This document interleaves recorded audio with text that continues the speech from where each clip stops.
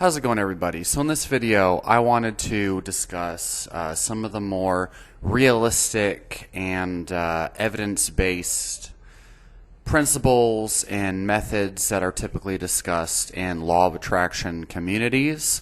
A lot of the things that they talk about in law of attraction type communities that are actually well documented and pretty commonly accepted in society as being real, basically, that a lot of people take for granted and overlook. Okay, so the majority of you all who have been following me for years know that my channel is high in an emphasis on critical thinking and skepticism, and we talk a lot about the more nuanced and intricate, complicated topics of nutrition science and health science and psychology and philosophy.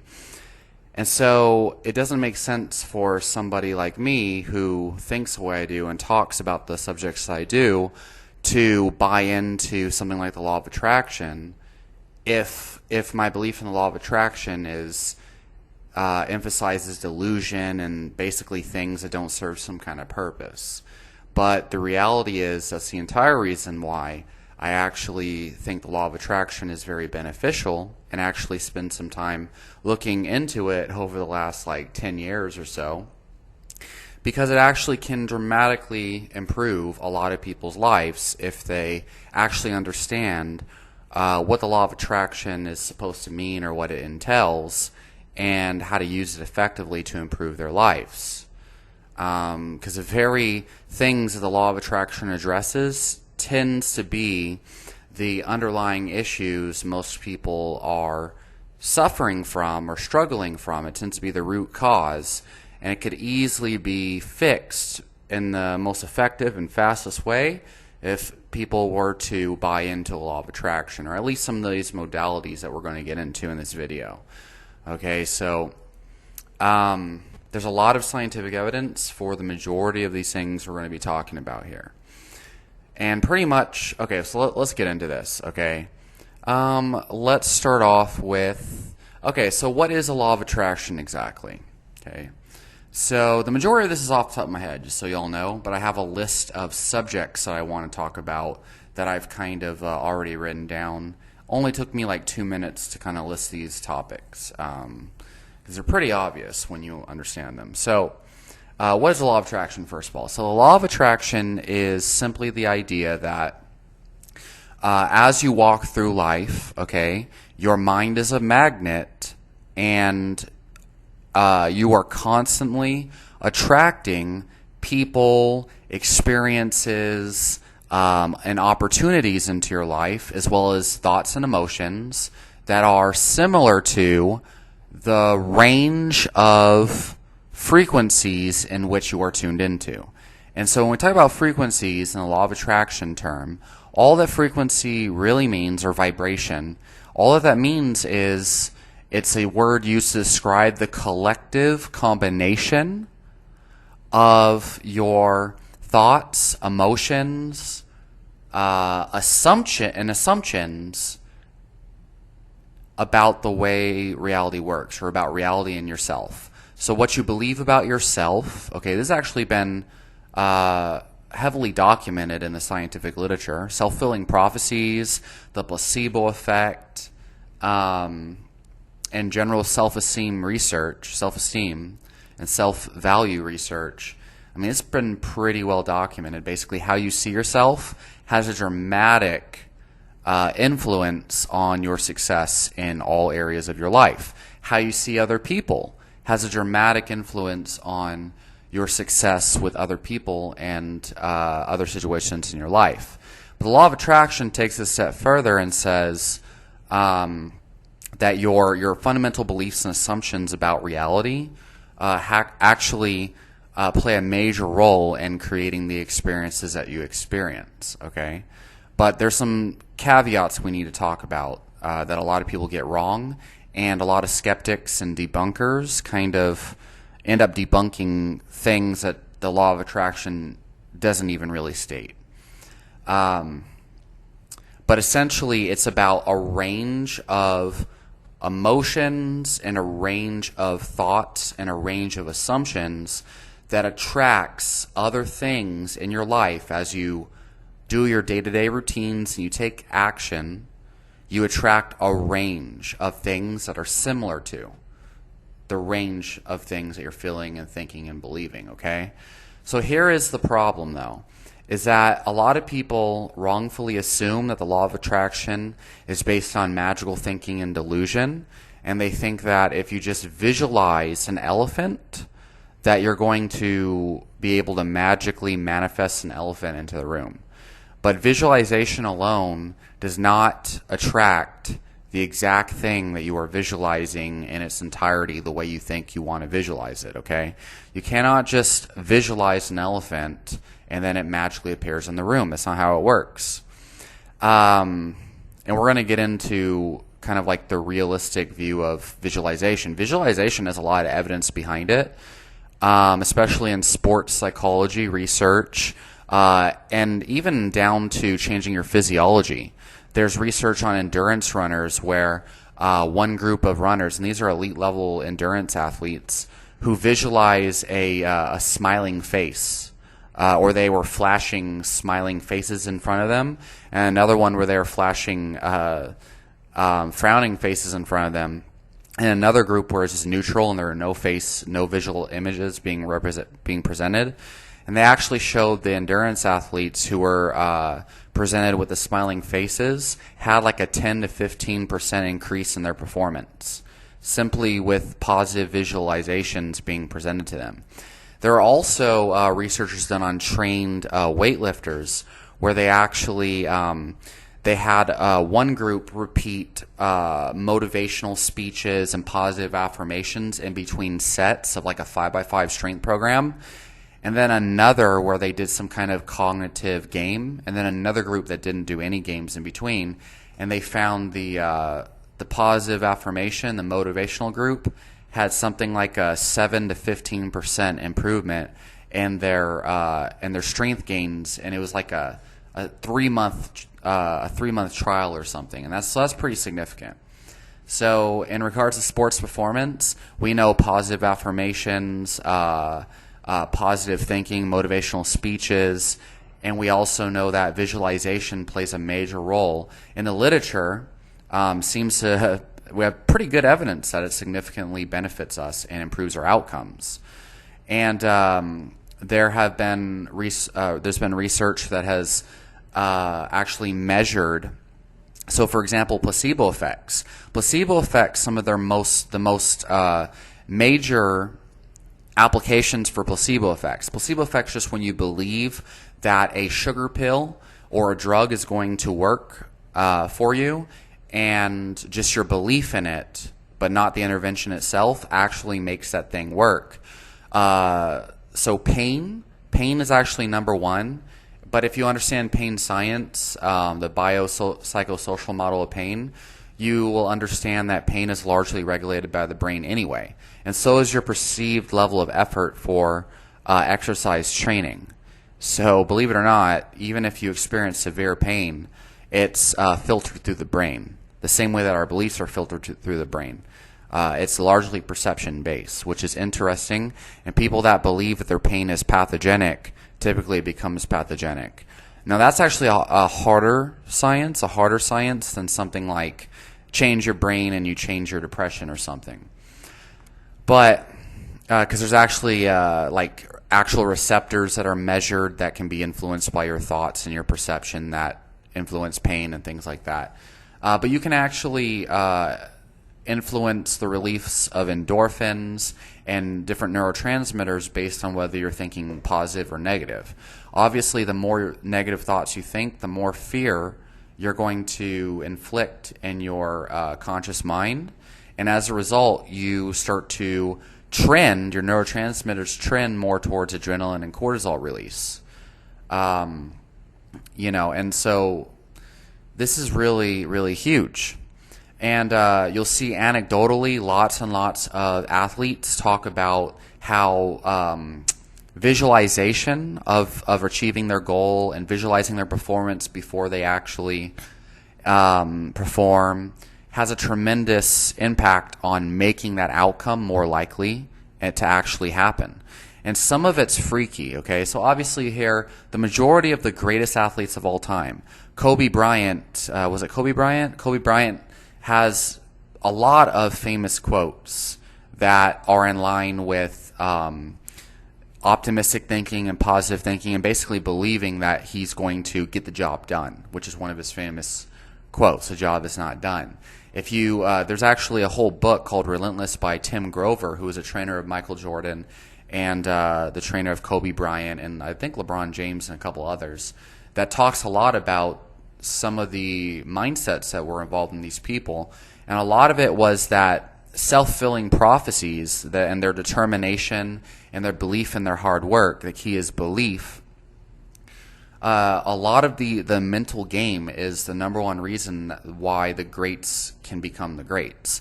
And it's unrelenting belief in it being true.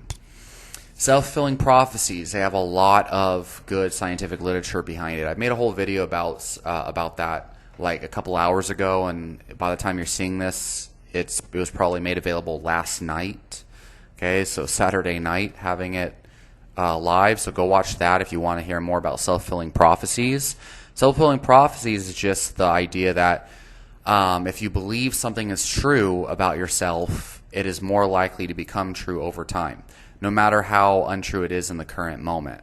The more likely you are to, if you believe that you can land a certain job, and you make that much more likely to happen. If you believe in your ability to acquire a high quality female partner, you're more likely to make that true. You hear this a lot in the relationship advice world and things like that. There's even whole sectors of psychology that I find tend to be very successful, known as cognitive reframing. That's something a lot of clinical psychologists use, where they basically take your thoughts and they question the validity of some of your catastrophic thinking, meaning thoughts that are irrationally negative, and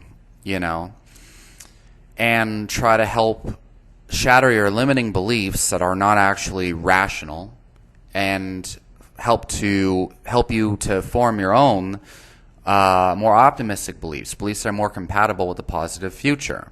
Okay. These things are supported by the evidence and are emphasized pretty commonly and significantly in the field of psychology. Also, in endurance research, so fatigue used to be thought to be due to lactic acid when runners hit the wall, so to speak, or running out of muscle glycogen. Actually, the scientific evidence on this has proven that to be false. It's not lactate. In fact, lactic acid and lactate, they have studies where they inject it into the muscles to try to inflict muscle fatigue, and you actually do not see athletes hitting the wall or bonking when you inject lactic acid directly in the muscle tissue. What has actually been proposed is something known as a central governor theory. And what that basically is your own perceived level of exertion and your willpower actually determines how far you can push your endurance. For a lot of people, that might sound like bonkers and this and that, but it's actually the theory on muscle fatigue and exercise endurance, outside of obvious factors like your training, that has the most evidence. So they actually had studies where they had participants do a wall sit, where they're sitting up against the wall with no chair, and they basically have to squat up against the wall for as long as possible. And they were actually, they had reward money where they were offering their participants different levels of money. And they actually noticed with the same participants, of course given like a couple days in between sessions, the more money that these participants were offered, the longer and longer they were able to hold the wall sit. And some participants were able to sit for something like 45 to 90 seconds longer when offered double the money, which is pretty significant. And so what that shows is our mind is actually it plays a significant impact on our physiology, ranging from everything from our perception of pain even going so far as to completely resolving chronic pain issues using the placebo effect. This is why they actually use placebo-controlled trials for intervention studies a lot of the time, and many times you actually see the placebo is more effective than the pharmaceutical intervention that eventually becomes accepted by the FDA, which is pretty crazy. And you also see this in endurance science, the placebo effect, self-fulfilling prophecies, and basically the power of belief that something is working, or belief in you being cured. You actually see, there's a whole diagnosis of hypochondria, basically, or health anxiety, which I used to suffer from, believing that you have some kind of severe mental illness that actually creates the thoughts, words, and actions and the behaviors that actually make you sicker. So that's pretty significant. Cognitive reframing. So then, of course, you also have confirmation bias. And I made a whole other video about that again in my limiting beliefs video I made last night. Basically talking about how confirmation bias is not only a reality in terms of your political beliefs, whether they're right or wrong, but also, and science and your bias, and shit like that, but also just how you see reality in general. When you believe that you are, this is actually how self-fulfilling prophecies work. Self-fulfilling prophecies work by you believing something about your own abilities, like, oh, I can get this job, or I can get this girl, or I can become rich, or my hard work will pay off, or I will win this tournament in 2 weeks. When you believe something like that, or you just tell yourself, okay, you repeat in your head over and over again, I will win this tournament, I will win this tournament, your mind, your prefrontal cortex, your reticular activating system, your filter, literally starts to filter out your reality in a way that presents more evidence to reinforce that thing you keep telling yourself, okay? A way that you can kind of see this working in real time, and it can be really crazy as you start to repeat the word green, repeat the color green, green, green, green, green, green, and now you look around the room, and you'll start to notice every single thing that is green. And now I'm starting to think about, and now I'm thinking, my mind is bringing me pictures of grass, pictures of my green backpack, pictures of a poop, pictures of slime, of the Nickelodeon slime. Let's see, green, green, green, green. The 4-leaf clover, green, green. Leprechauns. Let's see, like when you repeat green, now my mind's bringing me all these things that are green. The damn LimeWire and Spotify icon, and it just keeps going. Okay. So when you repeat when you're on a road trip, there's a game, maybe not a lot of people played it, where you are looking for a certain color on the road, or you're looking for a certain type of car, or looking for a certain restaurant, and you have everyone in the car on the road trip point out everything that is the color, as you're going down the road, and you'll start to notice the more you think about a color, the more your mind spots it out. And this is a real phenomena that has been studied. This is how the placebo effect works. This is how self-fulfilling prophecies works. This is how confirmation bias works. And the real crazy thing that you got to understand is that this is a phenomena of human psychology that cannot be ruled out. And even scientific evidence, this is a lot of what my channel is about, is discussing the nuances of scientific evidence, is up for subjective interpretation, mostly in regards to things like health science, nutrition science, psychology. It's a matter of gathering evidence from studies and then interpreting that evidence and trying to extrapolate practical recommendations in the real world. A lot of people make the mistake of assuming that, studies done on rats that show a certain percentage of risk of diseases and things, shows a proof that certain things can cause diseases in the human population and stuff. But most people don't understand scientific evidence. The fact is, it still is subject to confirmation bias. But the point I'm trying to make is, even if you don't believe the law of attraction is magic, it is definitely a huge factor in how your life unfolds, okay? If you're just looking in terms of like, oh, well, confirmation bias, my mind has a filter, the reticular activating system, whatever you want to call it. My mind is literally filtering the world. It is a confirmation bias. And literally, no matter what I do, my mind and everyone's mind is always subject to confirmation bias. This is why no single human is the same. And even amongst all the smartest people in the room, people with PhDs in the same subject will all have, you'll see hundreds of people with the same level of education, and even they could have the same objective IQ measure. Mine was 149 in the second grade, just to throw that out there, not to brag, but it is important. They can all come to, like 100 different people, the same level of education on the same subject, same IQ level, come to 100 different conclusions, okay? And it's because we all are subject to confirmation bias, okay? So that's important. And that is a fundamental thing that if you buy into the law of attraction, even if you don't believe it's like magical, what you're doing is you're manipulating the confirmation bias to not work against you anymore, right? If you start to become more optimistic, you start to believe that the universe is always working in your favor. You start to believe that people in the world are generally generally good and generally trying to help you. If you believe that you are going to make it, you are going to succeed, and also if you believe that you can help the world, this all can actually is much more likely to come true if you believe it. And this is a thing. People will come up with all these reasons why the law of attraction is wrong, but the question is, will it benefit you if you believe in it? And will it work? And is it effective? And if you really start to look at all these things I'm talking about and you think about it and you understand, well, damn, like actually there's a lot of evidence that it actually works. At least the principles do. Maybe there's not a lot of evidence that it's actually magic and that the universe is actually bending to my mind's will and shit.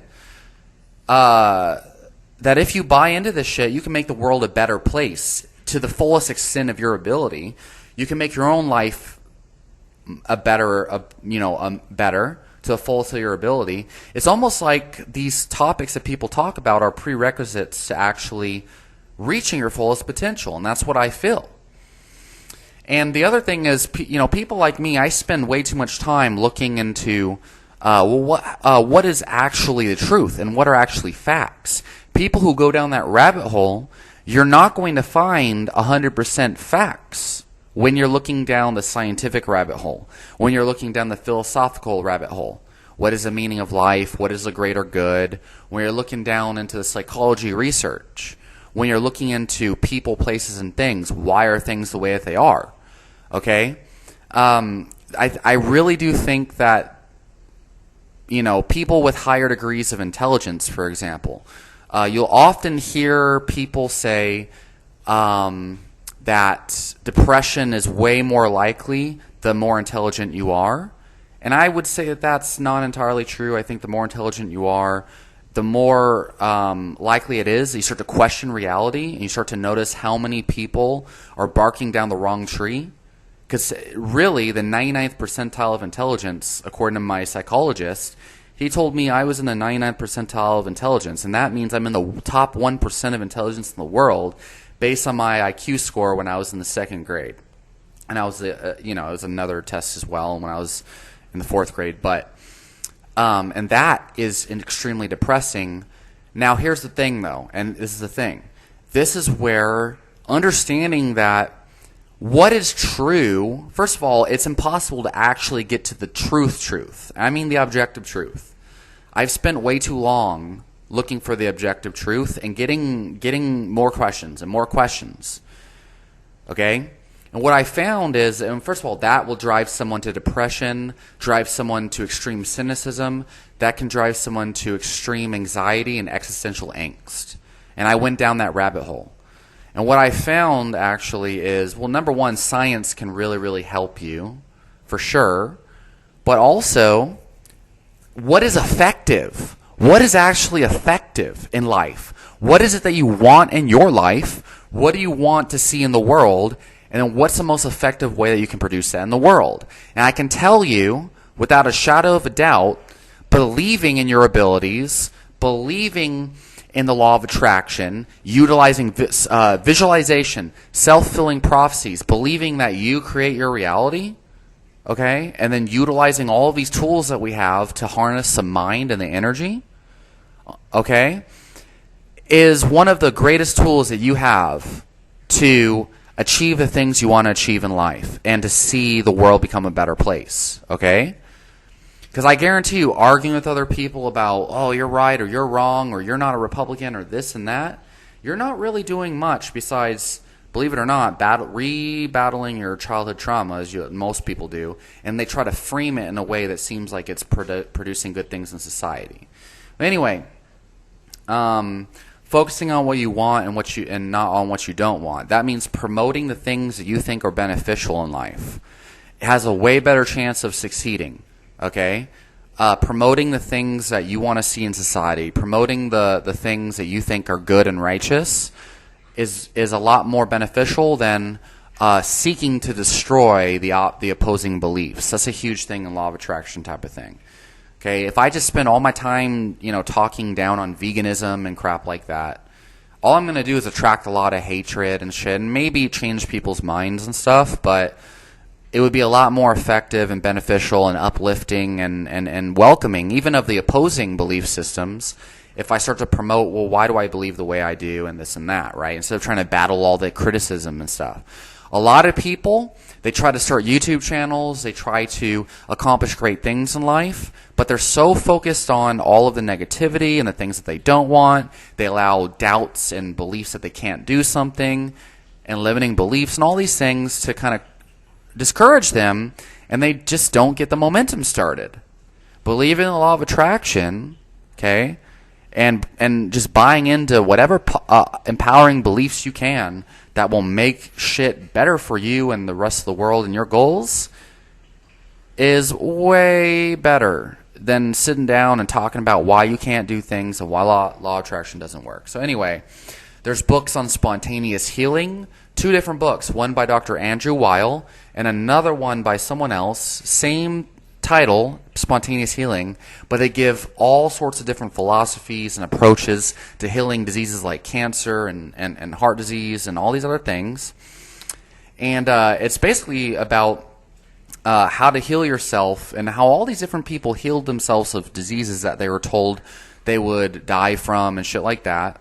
And basically, they use a variety of different modalities, sometimes including pharmaceutical drugs, and others using a variety of different alternative medicine-type techniques and stuff to heal from their problems. Okay, and the thing is, for me personally, I almost always, because my channel is all about looking at different health tactics and why did it work, because a lot of people, they believe, oh, it's, I have videos about it, but a lot of people, they get certain results with their nutrition program or whatever, and they create some kind of mechanism that doesn't actually measure up to the scientific explanation.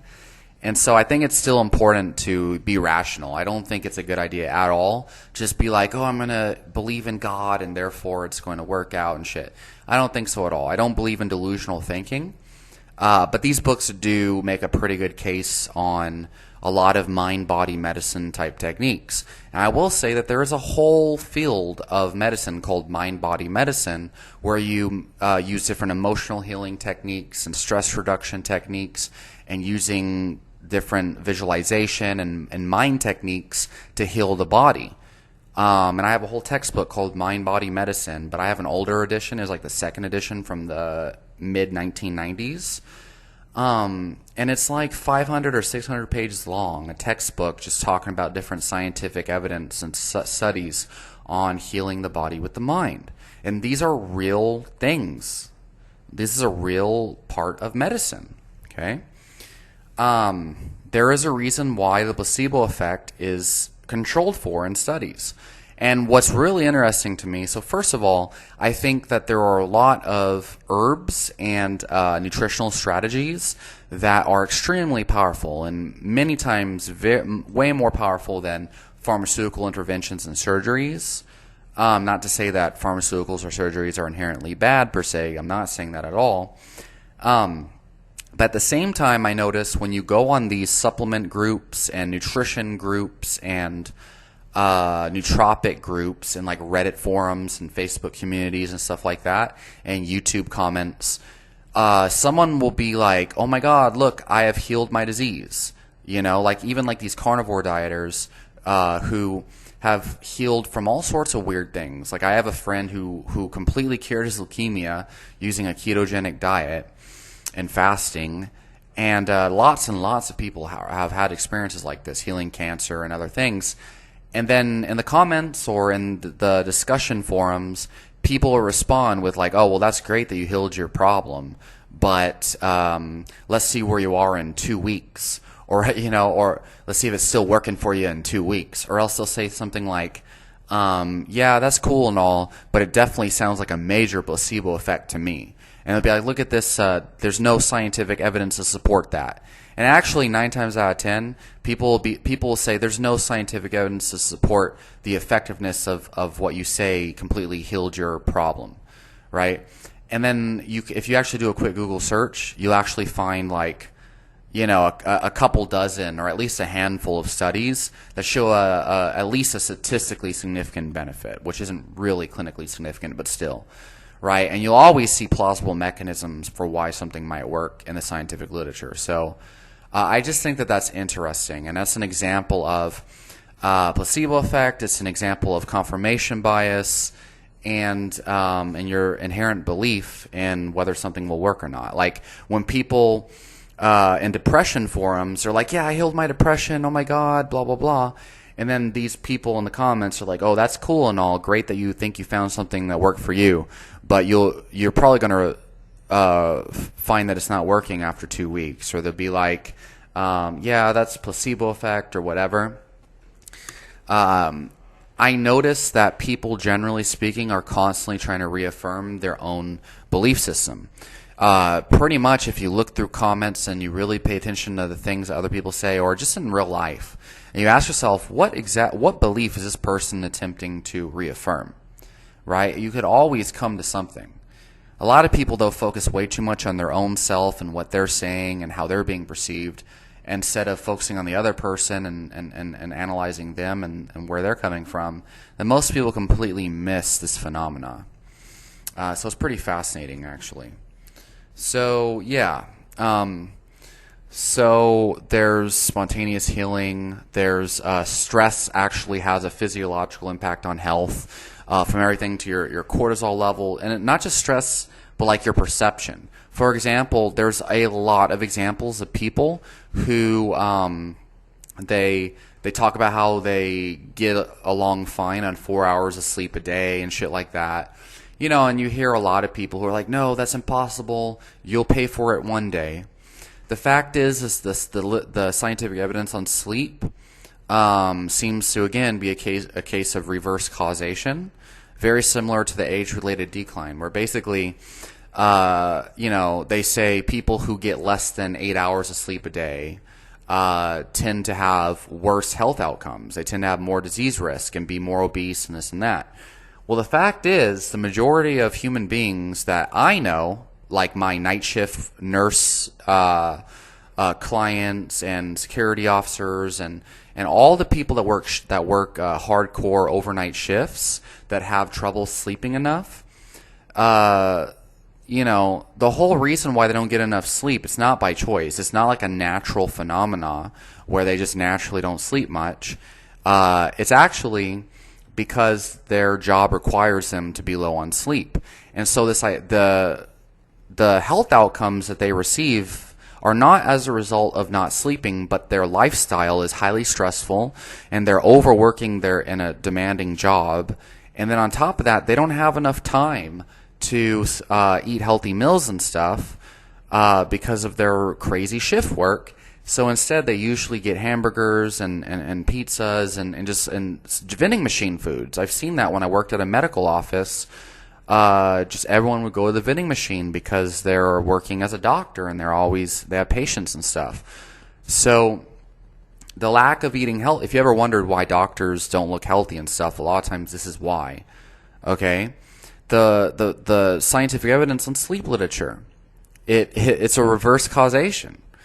It's the fact that the actual, well, it's not reverse causation, but it's not causation, it's correlation. Not reverse causation, but anyway, the whole reason why, people who sleep less than 7 hours a night have more disease risk is simply because they are living a lifestyle that is not conducive to healthy lifestyle behaviors. Now, here's the thing. If you believe that your sleep has no impact on your health, then guess what? You're more likely to go to the gym because you're not scared of, overtraining because of your low sleep outcomes. You're more likely to have a good workout. You're more likely to feel more alert during the day because you're not thinking about how sleep deprived you think you are. And you're more likely to eat healthier because you're not focused on how low energy you feel and how sluggish and lethargic you feel. You're less likely to try to use energy drinks and candy bars and junk food to try to bump your energy level up because you're not worried about sleep. So I found for my own self, if I believe that low sleep does not impact me, that I actually have way less of a struggle staying awake. But the more people start to talk about how tired I look or something like that, then it starts to set in. So anyway, that's just very important, a little caveat here. So then there's the scientific evidence of mirror neurons. When someone else smiles at us, typically our first reaction is to smile back. Typically, if someone's really happy or enthusiastic, generally speaking, we can actually pick up on their energy, and we could tell that they feel, how they're feeling. And also, generally speaking, most humans, even if they don't admit it and they deny it, have the ability to sense the energy in the room. How much anxiety is going on. Is it like a dramatic feeling? You step in the room and you're like, oh shit, there's emotion, there's a relationship drama going on or something. Human beings can sense energy, And, you always talk about, oh, that guy had weird vibes, the situation gave me weird vibes, stuff like that. And you could say that has more to do with kind of subconscious things that you pick up, body language and other things that remind you of other experiences you had in the past. Maybe that's true. But in general, there's a lot of evidence that suggests that the sensing of vibes is real. The sensing of other people's emotions are real. Self-fulfilling prophecies, how much you believe in yourself, and also how much you believe in other people. If you believe in a student as a teacher, that person is more likely to believe in himself from your own influence. The more that you believe in a student, the more evidence they start to see. They're like, oh shit, Wolfgang, Coach Wolfgang over there believes in me. That must mean that I'm capable, and then they have more confidence in what they're doing. It's one of the main reasons why people pay for personal training. And the more you reinforce the belief that that person's capable, the more capable that person believes that they are, and the more successful they become in that endeavor. And this is also why things like exercise is so, powerful for people, because they start to see that, squatting 300 pounds has been kind of an inside joke for me because of a conversation I had with someone. People think 300 pound on a back squat, a 300 pound barbell is going to break their spine until they realize that they themselves, as a 155-year-old man, can squat 300 pounds in a matter of 6 months of squatting 3 times a week in a 3x5 program. And then something they once thought would break their spine, they actually find is extremely easy after 6 months. You're like, holy shit, this feels like a warm-up all of a sudden, this 300 pounds on my back, and then they're like, well, shit, what other limiting beliefs do I have about reality that actually, this could be hard or this will break my back or whatever, only if I was like a freaking elite powerlifter. Like, bro, 300-pound back squat is not elite. It's hardly even beginner. That's like beginner of the beginner. And And then from there, you're like, oh shit, I could probably squat 400 or 500. And you're like, well shit, I could probably get a better job. You know, I probably am just being a pussy at my job too. You know, I probably get, the high quality girls that I used to think were out of my league. I might actually be able to develop a healthy relationship with one if I'm not a dickhole, right? If I'm a good quality person, and then that's another good thing to look into is, people's level of self-esteem. People oftentimes base their level of self-worth and self-value on superficial things. Like, you'll always see really good-looking girls who really believe that they're not good-looking, and therefore they end up getting themselves in situations that, low-quality girls get themselves into by the very nature of them believing that they're ugly. They tend to settle for really unhealthy relationships and stuff, right? But someone who believes that they're valuable and that they're worth more, eventually, even if they're not the best-looking person in the world, this is the real reason why you see guys you think are ugly or fat or whatever get higher quality women, because they actually develop other more desirable traits that women really find attractive that are more in line with, inherent self-worth and self-value. But the problem is so many human beings are so stuck in trying to reinforce their own limiting beliefs, their own confirmation bias about why they can't get better quality women, that they're always like, oh, that fat and ugly guy, the reason why he's got good-looking girls is because he has a lot of money or has a big dick or something. This is the real reason why a lot of these I'm not going to mention it, but these sad dudes on YouTube believe the things they do about why they can't get real good girls. It's their beliefs. It's their pitiful way of looking at the world, and then blaming girls for their problems, right? Blaming external circumstances for why they can't succeed with women, succeed in relationships, succeed with their finances, okay? You'll always see this phenomena, like the main reason why you can or cannot achieve something starts with your belief system. It starts with self-fulfilling prophecies, and then here's the thing, though. So these are all the practical things, right? And these are real things in psychology that you could look up for yourself. Self-fulfilling prophecies, negativity bias, placebo effect, visualization, confirmation bias, cognitive reframe. And then even if you have material success in life, just because you have $1 million doesn't mean you're going to be happy. A lot of these people suffer from severe mental illness as a result of becoming famous and rich. Okay, a lot of people, they're like, oh, these rich people, they're just evil, or they're, Illuminati people, or they had a rich family, or this or that. And, or they cheated the system, and they're all really bad people on the inside.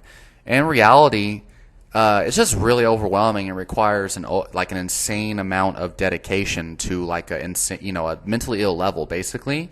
And when you're at the top, man, a lot of those people have to develop something greater, some kind of spiritual belief or a mental belief, or else they go insane. That's why you often hear these people talk about God, talk about things like the law of attraction and different types of meditation and stuff, or else they just become drug addicts, because becoming rich and having everything in the material world, you realize you spent so much time chasing after certain things that actually don't really provide the deep intrinsic benefits that you once thought. Okay, and the really sad thing is all these people you see commenting on the internet, talking down on rich people, talking about how they're just rich because they cheated the system, or Illuminati, or rich they had rich parents and stuff. These people are the worst because they're living in low circumstances, and I can already tell you, based on their perception of rich people, that they themselves do not understand what would make them feel happy and what would make them feel fulfilled. Because if they understood, they wouldn't care what it takes to get to the top. They wouldn't care enough to be having some kind of weird opinion, whether it's right or wrong. They just be like, oh, they're rich. Okay, that's cool. Hopefully they're happy. You know what I mean? Being rich is not something to really interpret in that weird kind of way. It doesn't matter either way, but generally speaking, these people still need to use certain, they hire people like Tony Robbins to help them understand why they're not happy, right? A lot of them still deal with depression, mood problems. And so the law of attraction can help a lot of rich people to actually start to use gratitude and appreciation. That's another thing I didn't even list down. Appreciation and gratitude. That's a huge, huge thing that is has a lot of evidence behind in law of attraction communities. The law of attraction basically states the more appreciation you feel in your day-to-day life, the more things you start to attract in your life to appreciate. People who full-heartedly, really, truly tap into appreciation and not some fake passive-aggressive appreciation shit where they're pretending on the outside. Look, saying that you appreciate someone is not the same thing as feeling genuine appreciation. The world will reflect back to you how you actually feel. So if you say that you appreciate life and all that, like you're like, oh yeah, the world is fucked and all this shit and blah, blah, blah, but I appreciate the good things and I appreciate what I have in life and this and that. It's like, no, you actually feel like the world is fucked, and you feel very a strong degree sense of cynicism. That's what you feel. And that's what you're actually attracting, and you're trying to convince yourself that you're appreciative, but you're actually not. And that's important because you might look at people, if you're skeptical about the law of attraction, and see people who always have that fake degree of appreciation, and you're like, oh, why are they not attracting more good things in their life? It's like because they're not actually being optimistic. They're not actually looking at the bright side. They're not actually vibrating on the level of appreciation. They're just trying to dilute. They're using toxic positivity. Well, maybe not so much, but delusion is toxic positivity. Okay, we're not talking about delusion here. We're talking about harnessing your mind, harnessing evidence-based things, appreciation, cognitive reframing, and things like that. Cognitive reframing is not trying to pretend something about reality that isn't actually true. Cognitive reframing is looking at your negative thoughts in a rational way and then looking at your future in a rational and positive, optimistic way, seeing the possibilities where it is rational to do so. So let's see. Yeah. So basically, those are kind of like more rational and evidence-based things, especially appreciation. That's something I should have mentioned before. Appreciation and negativity bias, self-fulfilling prophecies, these are right up there in their alley. Visualization. We talk about studies on visualization and athletes and how it can change your physiology. Then of course you have so many successful people who they swear, they insist that the law of attraction, visualization, optimism, affirmations actually is pulled them to where they are today. I have heard so many people talk about how they filled out a check for $50,000, whatever, like Jim Carrey says. And titled it for acting services or whatever, and then he tore it up or put it in a fireplace and forgot about it, and then on the exact year he got a check for the exact amount of money for the exact job that he said he wanted to get it for. I hear this all the time with people like Jim Carrey, Elliot Hulse, who else? Will Smith, who now he's definitely tapped into some other frequency that's not. But whatever, okay. He's not following the law of attraction now, pretty obviously. But, obviously Conor McGregor. Conor McGregor literally visualized the exact sequences, and he was famous. He got famous for in interviews saying exactly what he was going to do, how it was going to happen, and he would paint you a picture of the different things that were going to happen in his fights when he wins, and he would name the round. And he used to do it. I know that Conor McGregor wasn't lying when he said that he was a big fan of The Secret and the Law of Attraction, because not only has he constantly said exactly what he was going to do and then do it, painted a picture, described things like Chad Mendes and his diaphragm hyperventilating up against the cage, okay, not being able to take Conor's pressure, but also in the Jose Aldo fight. You could see before the Jose Aldo fight, Conor McGregor practicing on the mitts with his team the exact combo, the exact punching combo and footwork that he actually used not even 30 minutes later in the fight with Jose Aldo. And that was a 13-second knockout. That was the shortest knockout in like title fight history against one of the most dominant champions that ever lived, Jose Aldo. That is not something that that can be just narrowed down to a coincidence. That was something that Conor McGregor visualized, that he was practicing and pretending to enact. He was practicing that shit, and he lived it out. And that's the sports science and seeing the athletes that use visualization techniques and belief is one of the most powerful pieces of evidence you can have for the law of attraction working, because if you have not been an athlete and actually competed in a sport, you do not understand, or been around serious competitive athletes, you don't understand the amount of physical pain and sacrifice these people go through on a regular basis, okay? It is one of the grittiest of the grit and the most physical of the physical. It is the hardest physical endeavor that you can go into. And to see these people using visualization techniques and affirmations, okay, some of the greatest of all time, like Muhammad Ali is famous for constantly repeating the affirmation, I am the greatest, I am the greatest, before he ever had any evidence that that was the case. Conor McGregor used to say that as well. Also, Rose Namajunas, or however you say her name, that was her affirmation that you could hear her repeating before the fight, right? These things are real, okay?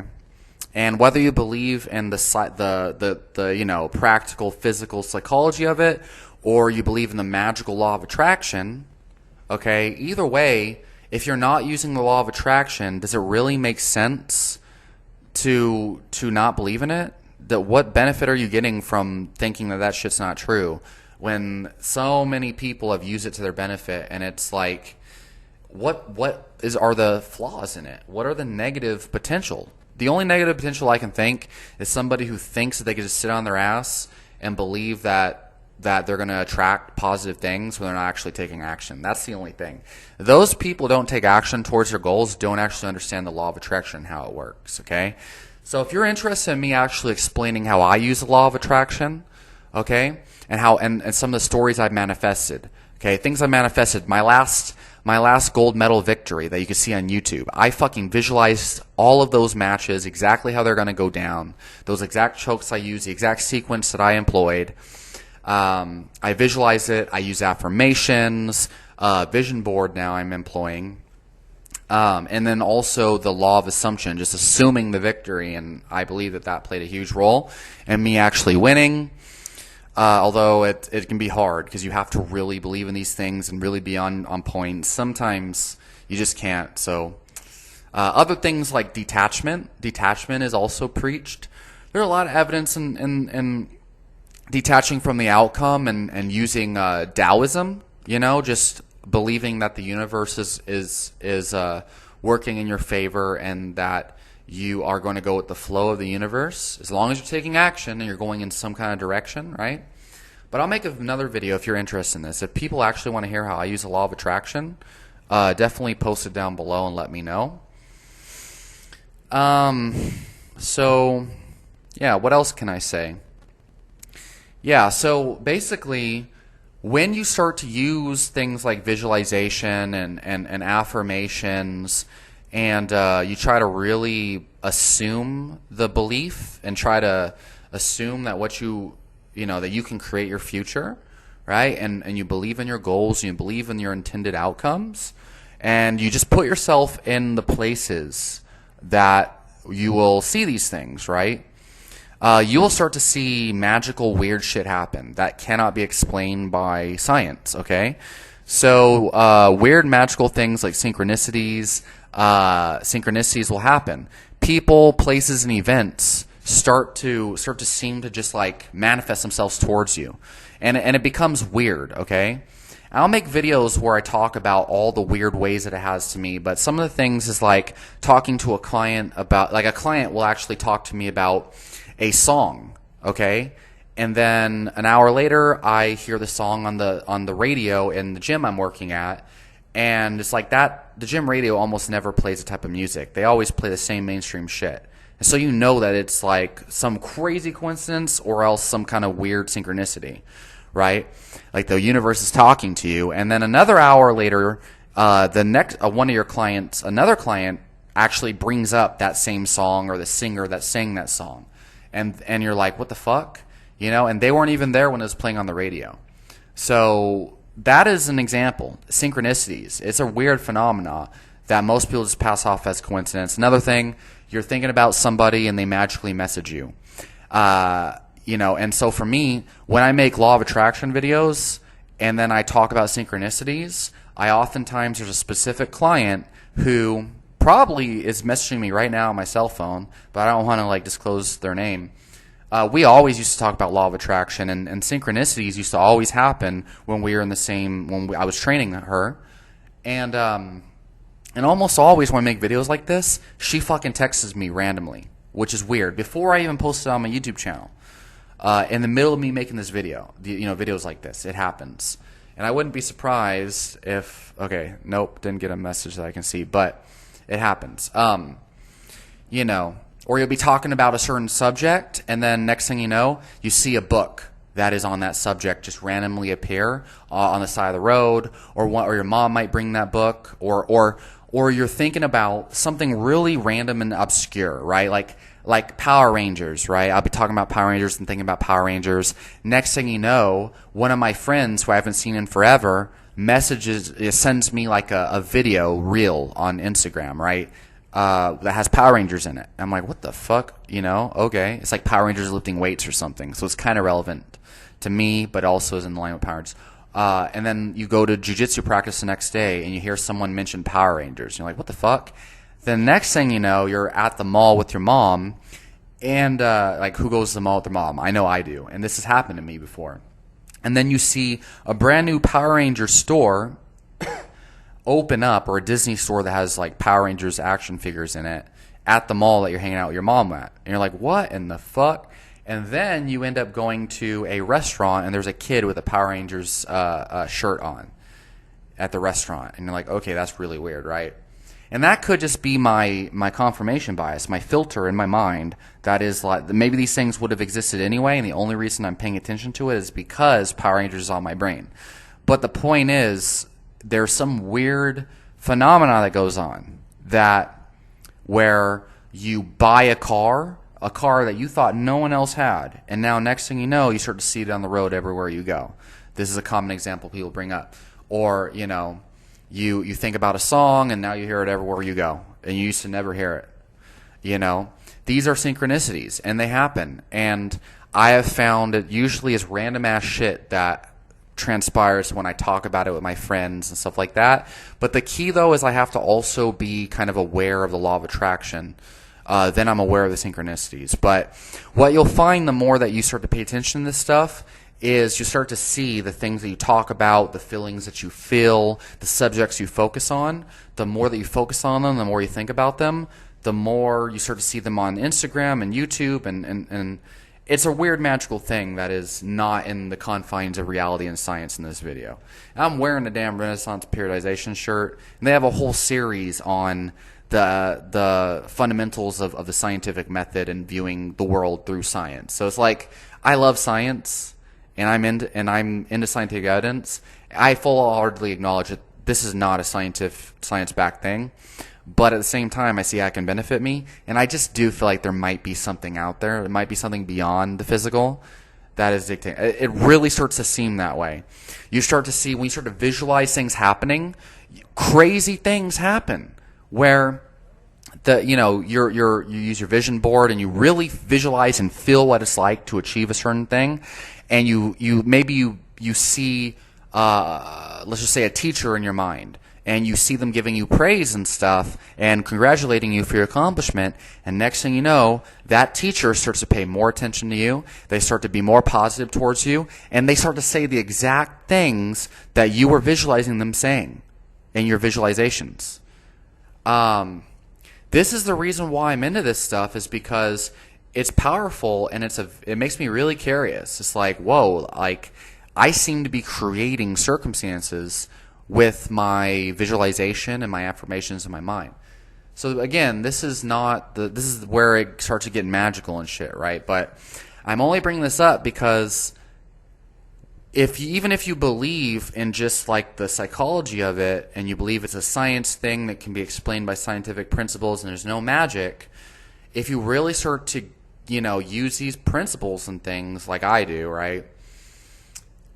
It becomes almost like it's like, okay, hard to deny. Like, oh shit, it starts to look magical to you. Okay, like where the things you visualize, the things you affirm, you start to see in your reality.